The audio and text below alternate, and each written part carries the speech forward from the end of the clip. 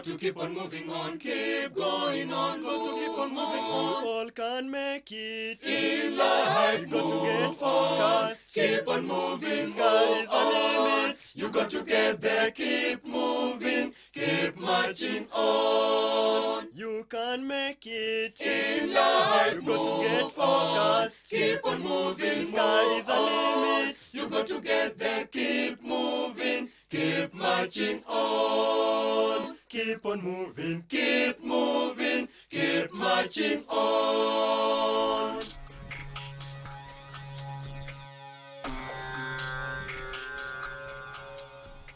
Hello and welcome to yet another episode of Able Differently. You know, there are so many opportunities in life that losing 2 or 3 capabilities is not necessarily intimidating. But if you're able differently, you need to focus on your remaining abilities. Well, accepting yourself might not be a walk in the park, but all said and done, it's the one life-changing decision that one has to make early in life and manage it daily. Ladies and gentlemen, I'm your host, Evelyn Buchura. And I'm your host, Caxton Osozi. Karibu. Keep on moving. Keep moving, keep marching on. With only one left arm functioning, Anthony Mureithi has decided to go by his daily businesses without help. The best of all, he drives by himself. He attributes this to his positive mental attitude. Take a look. Keep on moving. Keep moving, keep marching on. Almost 4 decades ago, Anthony Mureithi survived a polio attack which left him on a wheelchair. I wasn't born a person with disability.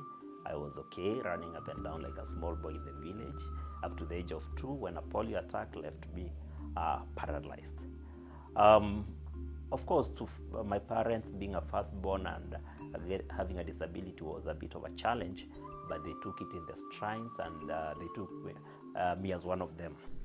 As a child, he never saw himself as different. However, with the persistent inquisitive looks from the neighbors, Mureithi realized he was a little different. But then growing up within the society, it was a bit hard for me, especially when people would come home and they say, "Oh, this is your firstborn, can't be able to walk." You know, that really made me feel a bit different.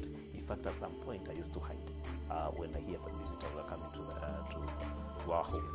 As time went by, he realized he could do a lot of things on his own, never depending much on anyone. Actually, when I came to realize that disability is just a condition and it's not a condemnation, then I realized that I have a greatness within me. So that to realize that I can be able to do something despite my disability, that's my greatest motivation. He was taken to a special school. However, when he joined high school, which was all-inclusive, he almost succumbed to challenges.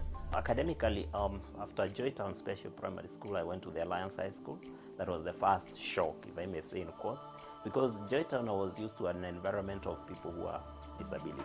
Now I've gone to Alliance is a school for the able-bodied, and then the structures there are what we may say they're not disabled friendly. So that was the first shock, and for the first time I had a depression because before I fitted into that society or into that school, it took a bit of time. But I thank the school administration and the students were very, very willing to help me, and I sailed smoothly.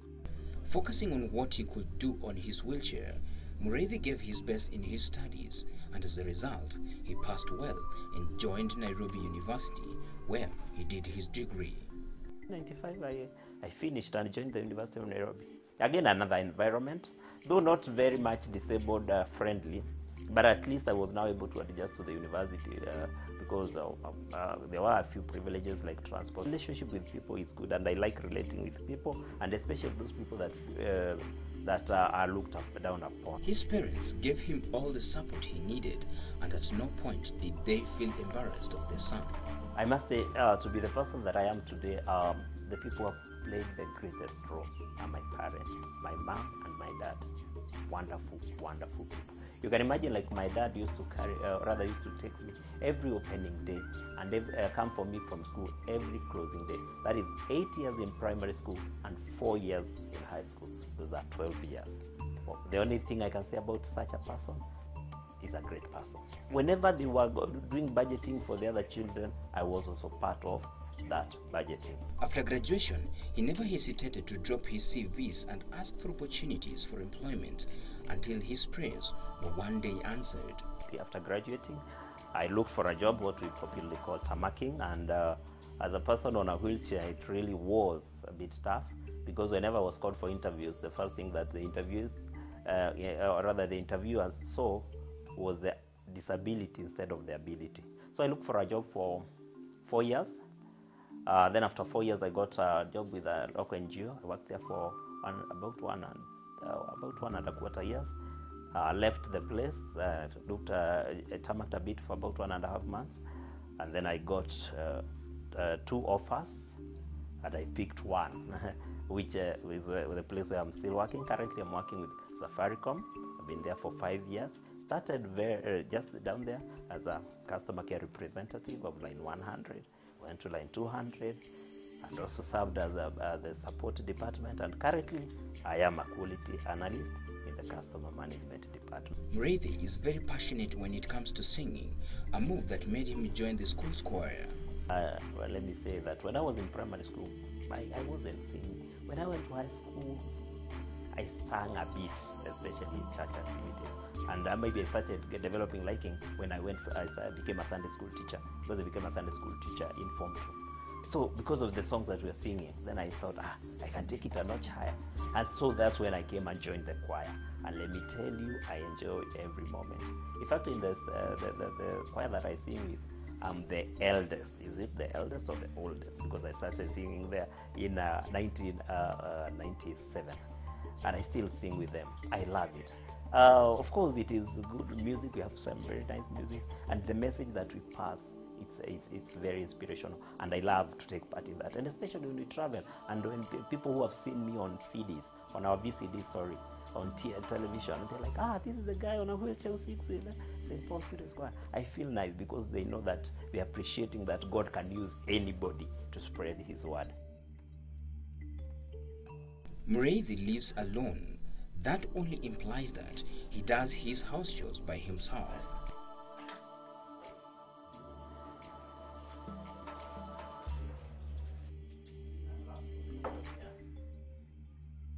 Mureithi is set to starting up a family, and he says he will give his children the best of upbringing. Yes, I'm single, but looking forward to one day getting married to a beautiful lady and become the best father that I'm capable of being to my children. And I can say that when that time comes, and whoever will be the lucky person will be the happiest, because I know I have that capability. Mureithi says he shares his story not because of fame, but rather for touching and inspiring individuals who might be in the same situation. First of all, it comes from accepting. As an individual, I must accept my state. So the moment I accept my state and I'm comfortable where I am, and I know that this may be my disability, but I can live beyond it. I can go beyond that with the abilities that I have. That's why I'm able to share my story. And I know that my story, I usually say I haven't achieved a lot, but I know that when I share my story, somebody is going to be touched and feel that it is also very, very possible. So I'm able to share with it, and I don't think there's any part of my story that I can't share. And because I know that when I share that part of the story, somebody is going to be touched. And why not share? I'm okay the way I am. I feel comfortable, and I've accepted disability, and I'm ready to live beyond disability. I started working. Now I started educating also my brothers. Like I have one who has just cleared Chuka University, our last born, and I've taken him through that. I used to pay the fees. I used to pay for his upkeep. There's also another one who is also in college, and I'm also helping that together with my sister who is working. So my parents, they are very proud. And anytime that they feel they need some assistance, be it advice or even financial, they always call their son. And who is their son? Mureithi Anthony. And who is Mureithi Anthony? A boy, when he was growing up, some villagers were discouraging them from taking him to school, telling them that's a disabled child. Why should you waste a lot of money on that child, and it may not help you?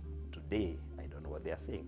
But let me tell you, my parents stuck to the belief that I was part of the family and part of their children, and today they are reaping the benefits, and they are very, very. He strongly believes in what he can do, an attitude he admits has enabled him do many things that otherwise he would have not accomplished. To my brothers and sisters with disabilities, this is what I can say. And I like giving myself as an example. I have two hands. One left hand is working, the right hand is not working. I have two options. I can either focus on the right hand, which is not working, and wish it was working for somebody else, and start thinking of the great things or the things that I will be able to do with the right hand, or I can decide to focus on the left hand, which is working, and see what can I do with that left hand. So for me, I decided to focus on the left hand. That is, I focus on what I am able to do. And so, even for my brothers and sisters with disabilities, don't focus on your disability. Don't focus on what you can't do. Focus on what you can do and harness that. And let me tell you, you can do great things. We've seen people who don't have hands, people who don't have legs, but yet they are doing great things. So, whichever condition that you have, just dig within yourself and look at that great person within you and just blow it up. Keep on moving. Keep moving, keep marching on. Peter Olo, a volleyballer and also the Secretary General of the Kenya Amputee Football Federation, has taken an initiative to ensure that disability sports are taken to the next level. Let's take a look at his story. Keep on moving. Keep moving, keep marching on. Diagnosed with a mild polio at age 2, Peter Olo has learned the hard way to do what he loves most in life. I was born alive and kicking like any other child can be born. Then after that, when my mom went back to the clinic again, my leg started swelling. My right leg started swelling. Then after that, they were trying to give her some medication so that I can be cured of what was happening. So in the long run, it happened that it was polio. So that's where my disability started. Growing up as a child who is differently abled was not easy, and he admits that had it not been for his parents' enthusiasm to have him be independent, he wouldn't have come this far. My mom really supported me basically when I was young, and even my siblings, yeah, because they really knew that I was physically challenged. In fact, my mom was even carrying me on her back while we were going to church, because we were to go to church each and every Sunday. Yeah. In fact, every credit I bestowed to Nomania because she was really in me doing something worthwhile with my life. Yeah. I looked at life as if I'm not disabled.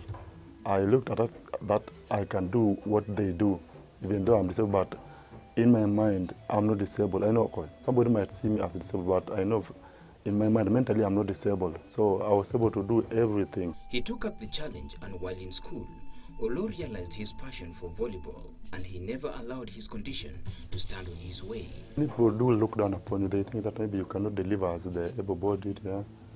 Even if it's a matter of going to sport, many people think that you cannot be in any sport because at school in the village, because in the village there was not any sensitization of the people with disability of maybe if they can do any other sports apart from the normal football and volleyball.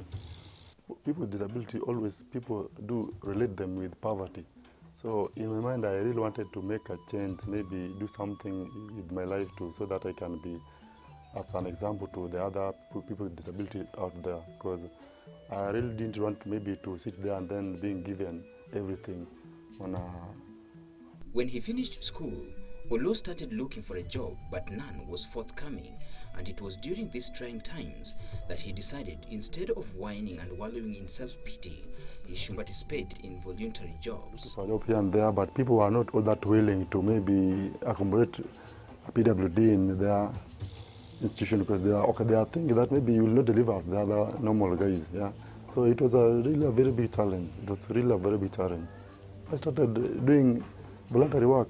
Through that, I networked with other people and was given a chance. All this while, He never abandoned his passion for volleyball, a move that made him join the Nairobi City volleyball team, and after some time, he was elected the General Secretary for the Kenya Amputee Football Federation. I started also to do some practice here and there for the sitting volleyball. I've been with the sitting volleyball for almost since they started in 2005. Yeah, and I've also been in the amputee football.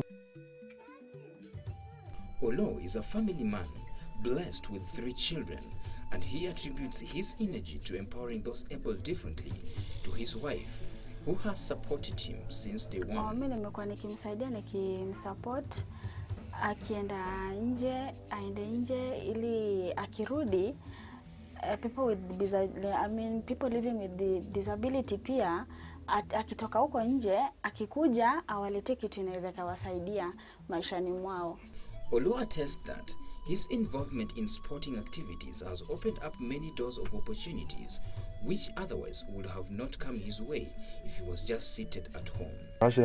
Last October, many people are playing amputee football and they are really well off. You cannot even imagine that somebody is having one leg and is capable of doing things even able body cannot do, because being challenged may give us more morale, more energy to do something extraordinary to change our life.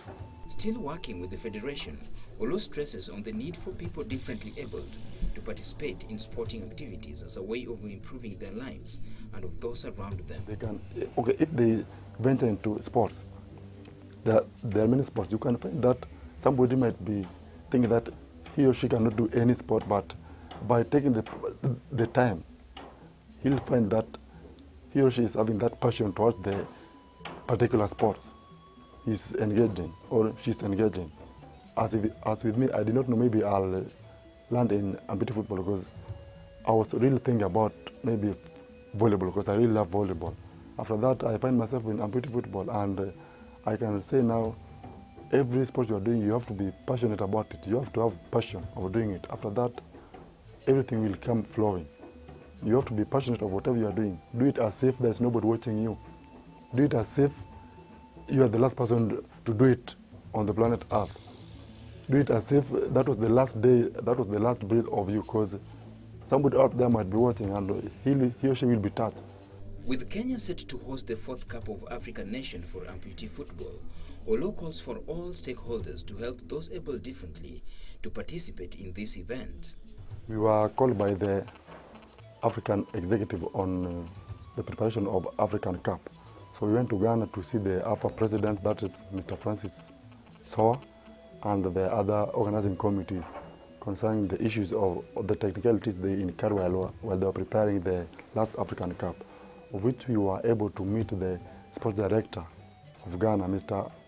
Abdullah Yusuf. He told us everything concerning hosting of the next Amputee African Cup. That is, we have to. And that is what his stress was. We have to involve the state protocol because it was not a separate affair. It was like a national affair, because by hosting Amputee African Cup in Kenya, it will give us that good image that Kenya is disability friendly. Kenya knows what's in disability, what's make disability maybe to be recognized worldwide. And also they told us that by doing so, it will even give us an edge in maybe looking for grants from the World Bank or maybe from these other big bodies.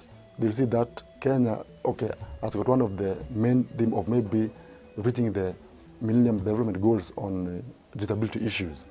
And also, on the other hand, it will also make the economy of Kenya grow because we will be hosting almost 8 countries with some with their head of state, because as at now, the head of state of Liberia, that's Madam Johnson Sirleaf.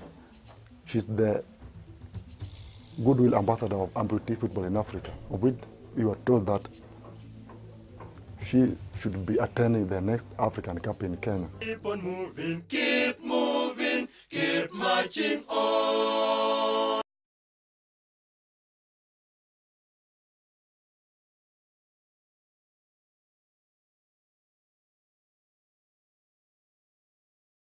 keep on moving, Keep moving, keep marching on. Welcome back, and if you've just joined us, you're tuned in to Able Differently on KBC Channel 1. Children with learning disabilities have been looked down upon and given names that are embarrassment to nature. But did you know with training they can actually become respected members of the society? Let's take a look at this report. Keep on moving. Keep marching on. It is a lonely experience to have a condition which no one can see or understand. You drive mad your teachers and you disappoint your parents, yet deep inside you know you are able like everyone else. This is what children with learning disabilities go through. Learning disability is not a problem with intelligence or motivation, but rather it is a difficulty in learning new things in any area of life. When Irene Kigathi's daughter was born 18 years ago, all was well until she started noticing that she had difficulty in learning. My daughter was born with just a normal birth, prolonged labor that took about maybe a day and a half. The negligence of doctors, actually, that's what I can say. So her mind was tired, as they usually say that the fetus is tired and all that. So she lost her part of her thinking, cognitive center, the speech center, so it was damaged. So of course you will not realize that she has a speech center when she's immediately born until the age of 3 years, when you realize that your child is not talking. This was a wake-up call for her to sensitize the nation on issues dealing with learning disabilities. Be the best person you can be for that child. Walk with her in the streets of Nairobi. Never mind what people will say. Do whatever it is that you need to do. Teach them the social skills, the etiquette, like any other. Do not ever, distinguish them apart. Let them grow up knowing that they are normal and they are able, and that they can be able to accomplish anything that they want in life. In Riruta HGM, the special unit for children with learning impairment hosts more than 20 children, and day in, day out, step by step, they learn to be respected members of the society. The pupils in the special unit are usually referred to us by special assessment teachers who do educational assessment. If you look at them like that, you wouldn't know that a child has a problem, because for these ones, basically it is a disability in which you cannot see, and that is the mental disability. The challenges are many, but the drive to touch lives is overwhelming. I know very well that the government is giving free education, which is also given here. But for these children with special needs, theirs is just more than the need of the other pupils.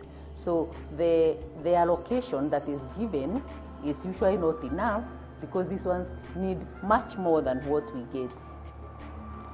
And then when it comes to the environment, our environment here is not conducive. For one, when it rains, our school is very muddy. And when there is sunshine, then there is a lot of dust. So those two are usually not good for these children, because on top of their mental disabilities, most of them have got health problems. Children with learning impairment might be slow and struggling to learn, but given opportunities, they excel in other areas.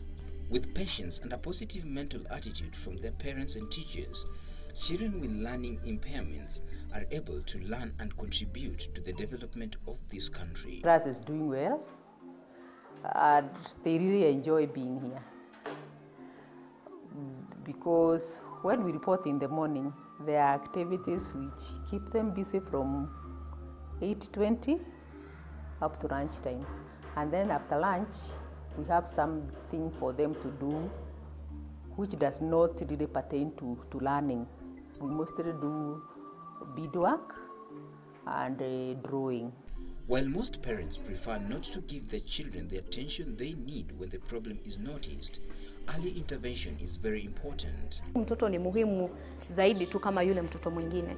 Utapata labda huyu mtoto ni wa kwanza, mama amepata wengine watatu, wawili, anaona wale ni muhimu zaidi kuliko huyu ambaye ana kasoro. Lakini hana kasoro, kumbuka huyu ni mtoto tu kama wale watoto wenzake, na wanafaa kuwa na kila haki ya kushughulikiwa kama jinsi yanavyofaa kupatiwa haki yake. Though the society is slowly being transformed in accepting children with learning disabilities, more still needs to be done in order to ensure that these children's needs are well taken care of. Kama wewe ni mzazi na uko na mtoto mwenye ni mlemavu, uchitokeze na upeleke asome. Elimu ikishatolewa ya kwamba watu wanatakana waende shule, hata wao walemavu wawe nini, kuna part ambayo kila mtu anaweza kuplay in this country. Kiunganishwa pamoja, wanakuwa na shida mbalimbali. Watoto wengine ambayo wako na miguu watawapiga, watoto wengine ambayo wa miguu watawafrustrate kwa kila njia nyingi. Children born with learning disability doesn't only need support from their teachers. Their parents and the community at large need to understand that they might be slow in learning, but they can do things on their own. Reporting for Able Differently from Nairobi, my name is Wycliffe Gori. Keep on moving, keep moving, keep marching on. Now, placing one foot in front of the other can make you achieve greater heights that you have never imagined. And reaching beyond your limitation to show your inner strength doesn't require any supernatural powers. So go out and face the world. Till next time, you can always like us, share, or leave a comment on our Facebook page, Able Differently. Or you can send us an email at abledifferently@kbc.co.ke. I was your host, Caxton Osozi. And I'm Evelyn Buchura. Bye-bye.